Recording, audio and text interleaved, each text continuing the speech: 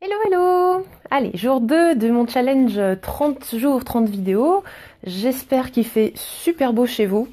Nous, ça y est, ça tient à peu près sur Paris, donc on croise les doigts parce que franchement, mais c'est quoi ce printemps, quoi?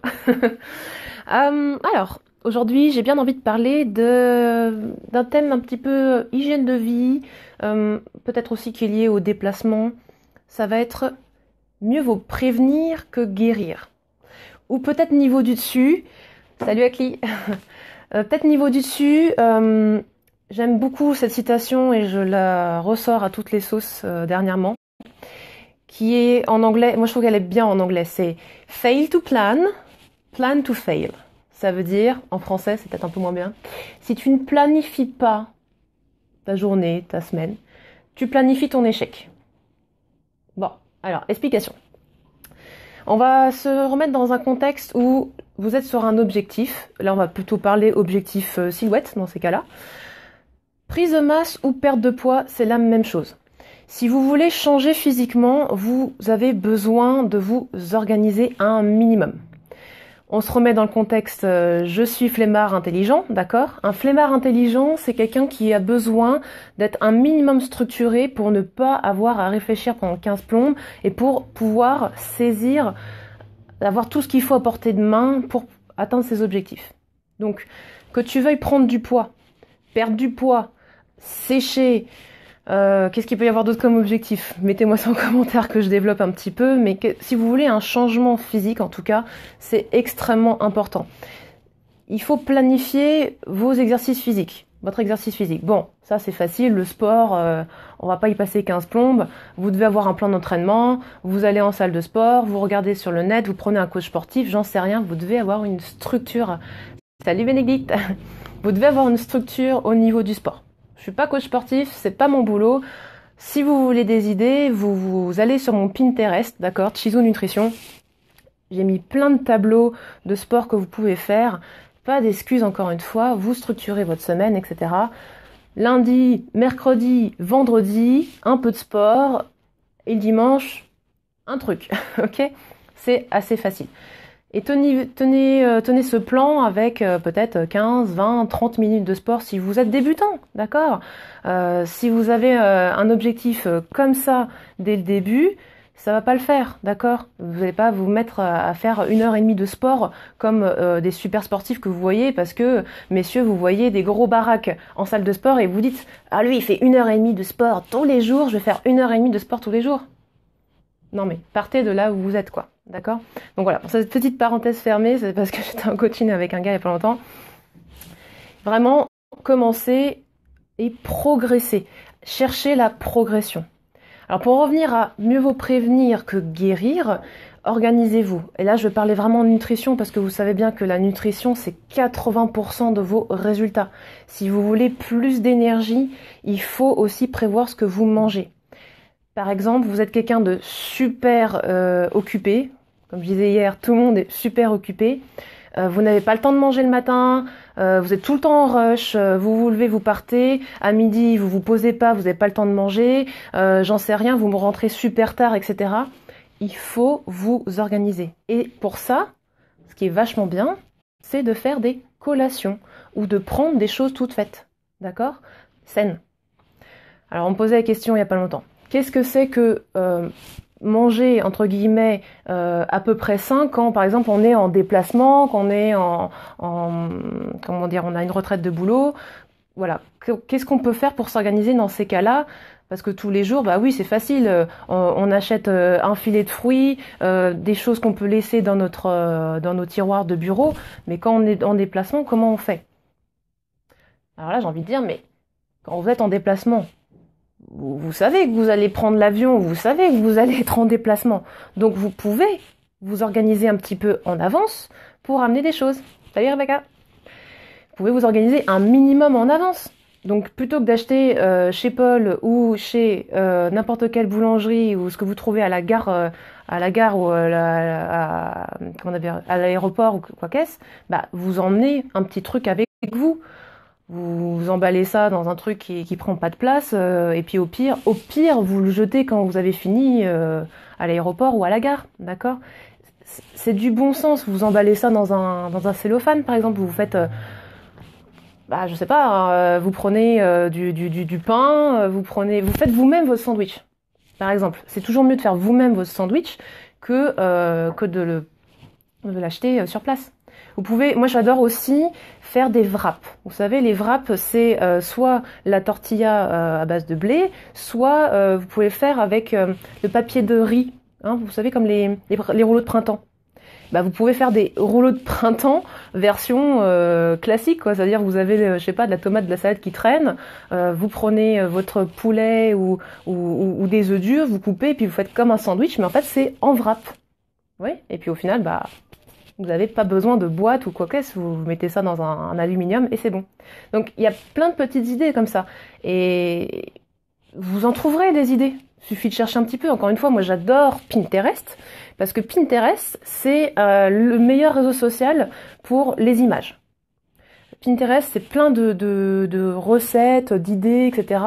Moi j'adore, j'y suis quasiment tous les jours. Et je partage avec vous ce que je trouve pas mal comme astuce. Donc franchement, venez sur Pinterest, c'est gratos. Et si vous voulez des idées, recettes, nutri, sport, comment faire un petit déjeuner rapide, je passe là-dessus parce que vous savez comment on fait un petit déj rapide. D'accord ? Vous savez ce que je fais. Le petit déj rapide, c'est extrêmement simple. Et si vous n'avez pas faim au lever, pas de problème. Ce que j'appelle petit déjeuner, moi, c'est ce qui va rompre le jeûne. Donc votre premier repas de la journée, c'est super important. C'est ça le truc. C'est pas le petit-déj est le repas le plus important de la journée. Non, c'est qu'est-ce que vous mangez à ce premier repas de la journée. Parce que manger des céréales, petit déjeuner, et qu'en plus on donne à nos enfants, qui est bourré de sucre et de merde, excusez-moi, c'est pas faire un bon petit déjeuner. Un bon petit déjeuner, c'est pas non plus le pain de mie complet. Le pain de mie, c'est du pain de mie, d'accord ?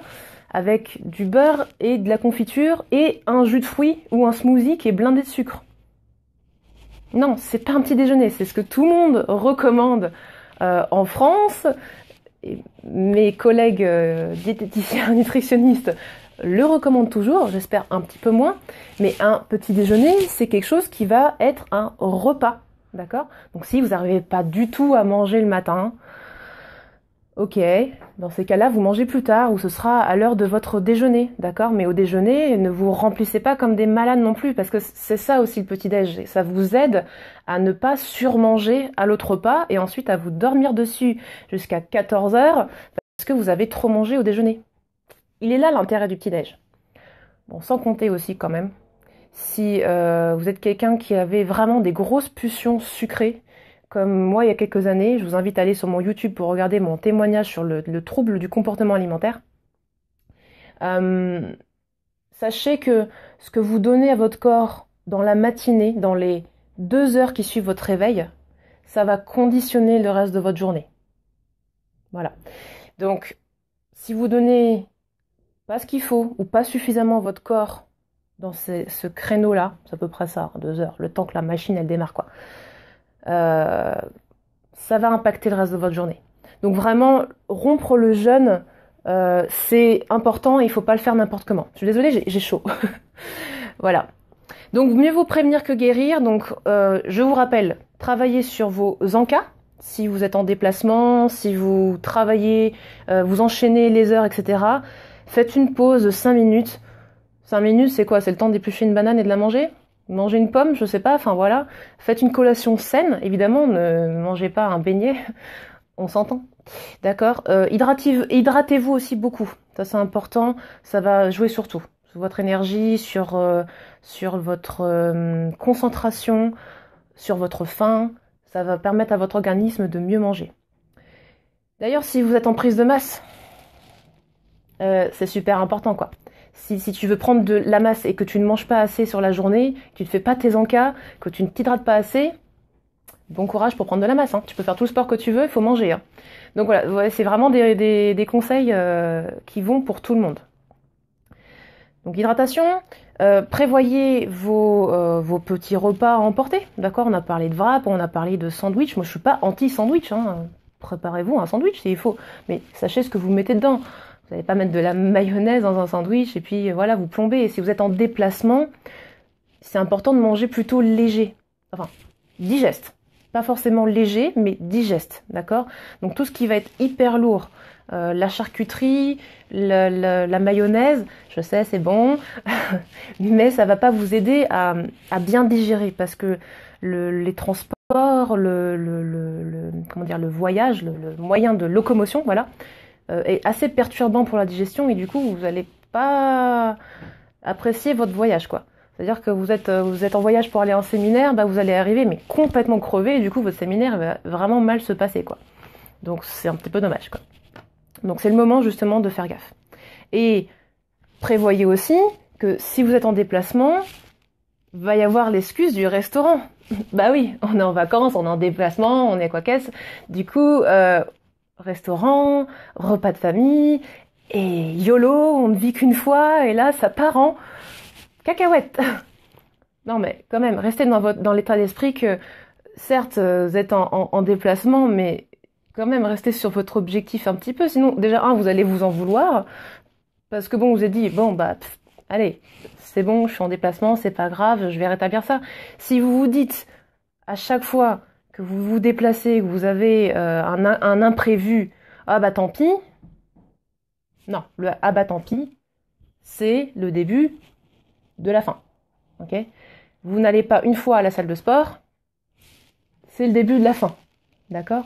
Je dis pas d'y aller tous les jours, mais soyez un peu rigoureux avec vous-même, parce que si vous êtes vraiment flemmard intelligent, je reviens encore là-dessus, si vraiment vous êtes flemmard et que vous voulez des résultats, mais vous êtes flemmard, soyez intelligent. Plus vous vous organisez mal et plus vous détruisez vos objectifs petits comme ça, mais moins c'est intelligent au final. Parce que vous avancez pas. Faire 2 pas et reculer 3, ça n'avance pas, quoi. D'accord ? Donc, vraiment, organisez-vous. Mieux vaut prévenir que guérir. Gardez ça en tête. Et soyez astucieux. Mais si vous n'êtes pas astucieux, Pinterest. C'est la révélation de l'année pour moi, ça. C'est tellement une source d'information... Non, pas d'information, pardon. On a parlé d'information hier, mais une source d'inspiration prodigieuse que... Profitez-en. Et vous n'avez pas d'excuses pour pas avoir d'inspiration, quoi. Ah, et ça marche aussi pour le soir. Le soir, je rentre, nanana. Qu'est-ce qu'on mange ?